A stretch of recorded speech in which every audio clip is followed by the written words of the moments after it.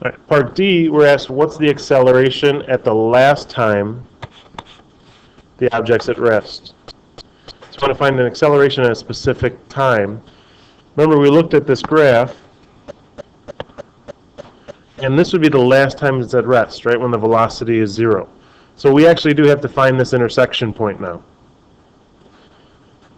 So we're going to do second trace, and we want to find, it's not an intersection point, it's actually a 0, so we're finding a 0, the second option there.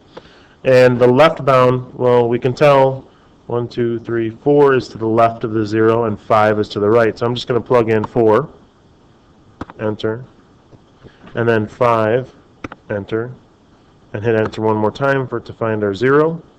And we get 4.712389, so on. So this is where we're going to use this and plug it into the acceleration.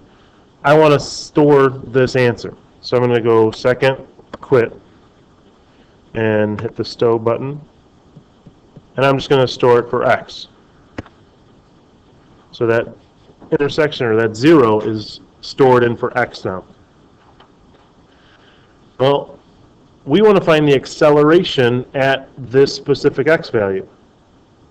What's the relationship between velocity and acceleration? Right, acceleration is the derivative, right? So here's another one of those techniques that we can use.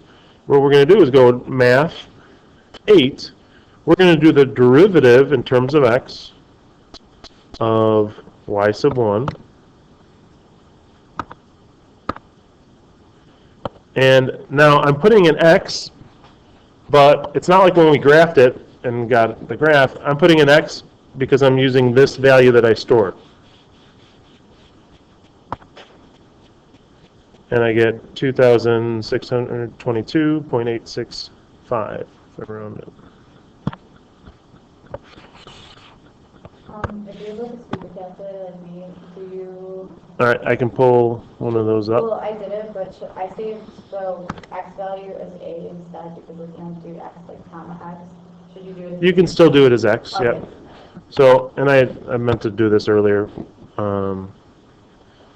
If we were doing this, and I'm not going to punch in the y equals, but we're doing this on an older calculator, we're doing math 8, and then we would put in the y sub 1,